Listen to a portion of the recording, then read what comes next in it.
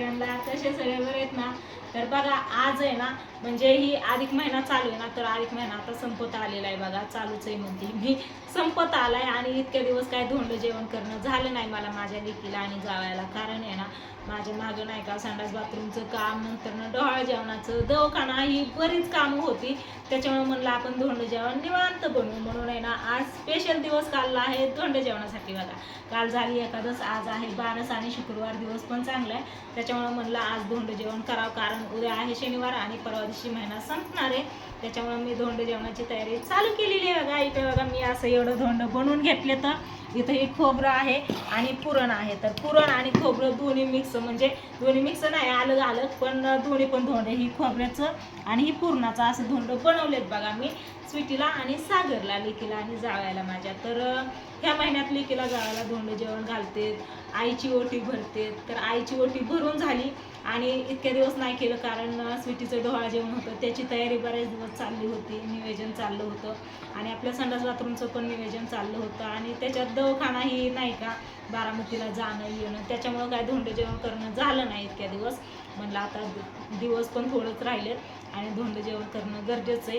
कारण यांचं लग्न झाल्यापासून पहिलाच धोंड्याचा महिना आहे नाही का. आमचं लग्न झालं ना त्यावेळेस पण धोंड्याचा महिना आला की मला आई आप्पा धोंड खायला मला आणि तुमच्या दाजींना बोलवायचे. तर मी जायचे इतक्या दिवस धोंड खायला माझ्या माहेरी. आता स्वीटी आले आहे तिच्या माहेरी, म्हणजे स्वीटी इथंच आहे, डिलिव्हरीला आलेली, तुम्हाला तर माहितीच आहे. पण सागर आहेत ना त्यांच्या गावी येतं, कारण मागच्या 2 दिवसात इथं आलते बघा माझ्या वाढदिवसासाठी. वाढदिवसही साजरी केला आणि थोडंसं तुमच्या दाजींलाही नाही का कशाची ही गव्हाची ज्वारीची ही ठिकी तिकडच्या घरातून इकडे घेऊन ऐकली, कारण मला तर काय हालत नाही, स्वीटीला काय उचलायचं नाही. नियोजन केलं बाथरूमचं, नियोजन केलं बाथरूमचं ही.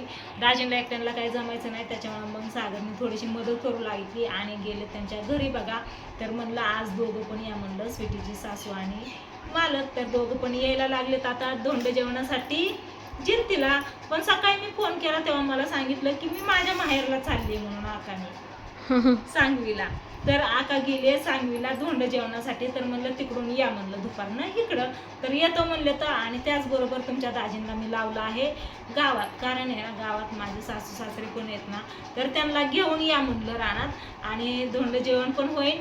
आणि आईंची म्हणजे माझ्या सासूबाईंना मुलगी नाही बघा, तर त्यांची पण ओटी भरून घेते म्हणलं मी. आज शुक्रवार आहे, चांगला दिवस आहे, आमच्या सासूबाईंच्या हातावरती ताट आहे बघा, चांगला दिवस आहे म्हणलं घ्या बोलून ओटी भरू. त्या दिवशी तुम्ही माणसांना मग आईची भरली तेव्हाच भरायची ना, काय झालं. पण त्या दिवशी म्हणजे इतकी घाई गडबड होती ना, लय राडा होता. आईला जायचं होतं बारामतीला, नंतर ना आकाला जायचं होतं, सागरला आणि आकाला जेवरवाडीला. मग म्हणलं आईची ओटी भरली, मला पण जायचं होतं गावात बाजारला आणि आईला पण त्या दिवशी म्हणजे गावात नाही का बाजारही होता, त्याच्यामुळे यायला जमलं नाही. मग म्हणलं आज धोंड जेवण पण आहे, आईला पण बोलव आणि त्यांची ओटी पण भरावं आणि धोंड पण जेवण होईल. तर स्पेशल असं धोंड चाललेत बघा माझं.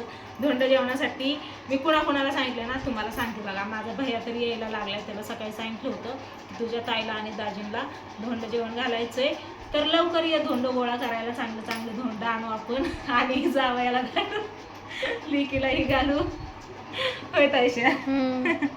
तर ये म्हणलं. तर शंभू पण यायला लागलाय का नाही, थोडीशी चेष्टा मस्करी आपण जावयांसाठी. तर शंभू यायला लागलाय बघा. आणि अजून मी भावड्याला पण सांगितलं, भावड्याला 2दा कॉल दे म्हणलं, भावडा काय फोन उचलत नाही, लगेच फोन केला की.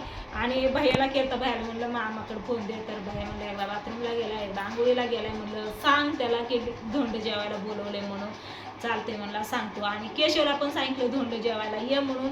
आणि आईला आणि आपणला पण मी सांगितलं माझ्या की धोंड बनवले तर आज धोंड जेवणासाठी या म्हणून सगळ्यांना, म्हणजे नाही का डबल करत बसण्यापेक्षा सगळ्यांना संगत सांगितलं की या म्हणून. मग आता याच्यातनं कोण येतंय कोण नाही ते तुम्ही नक्कीच बघा. पण पुढच्या व्हिडिओमध्ये, ह्या व्हिडिओमध्ये काय मी आणि स्वीटी आम्ही दोघीच आहेत घरी, कारण सागर आहे जेवरवाडीला, तुमचं दाजी आहे जिंतीला आणि आम्ही दोघीच आहे इथं. तर स्वीटीने कॅमेरा धरलाय बघा, इकडे बसली आहे स्वीटी आणि तिकडं लावलेला आहे तारक मेहता का उलटा चष्मा.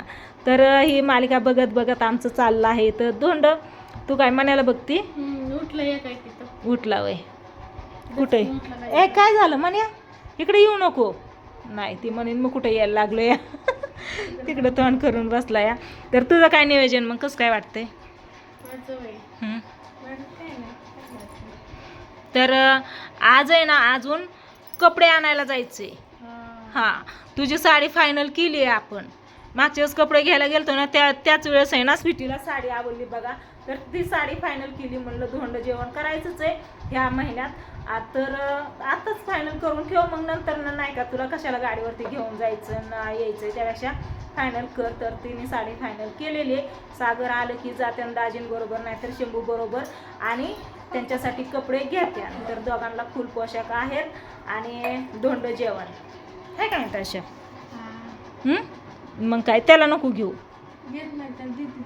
नाही खाऊ दे. चल आपल्याला हे धोंड तळून घ्यायच्यात. अजून धोंड तळून घ्यायच्यात म्हणजे ना मी पहिलं म्हणलं पुरण वाटाव, खोबरं खिसून त्याच्या साखर टाकून त्याचं धोंड बनवतं आणि मग भजी कुरडई तळायला घ्यावं, कारण आहे ना हे पण तळून घ्यायचंच आहे आपल्याला. तर वेगळं तेल गरम करण्यापेक्षा एकदा सगळं संगच तळून घ्यायचं आणि पोळ्या लाटायच्या. मग झाला सगळा स्वयंपाक. मग इथं डेकोरेशन करायचं, थोडीशी अशी रांगोळी वगैरे काढून.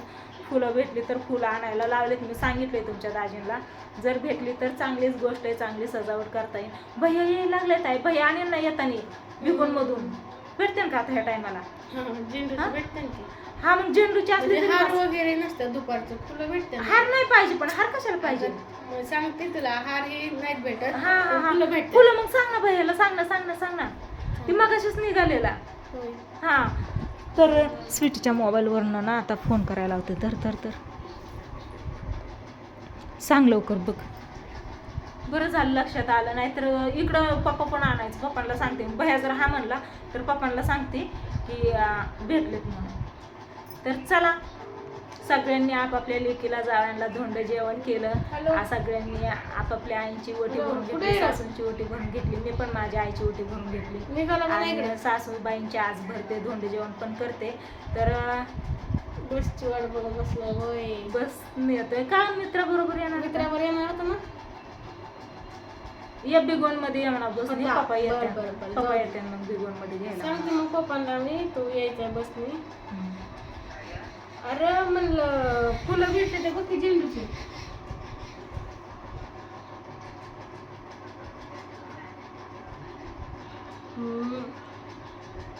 काय म्हणतोय? बाकी काय बॅग आणायचं असतं, त्याला काय बॅग बी काय मोकळा आणायचं. होय, नसल काय तर नको ताण करू, मग यायचं म्हणावं. बरोबर बघ बस ये लवकर. चला बयाच काय नियोजन होतंय काय माहिती. आता काय नाही तेच म्हणलं तू हाय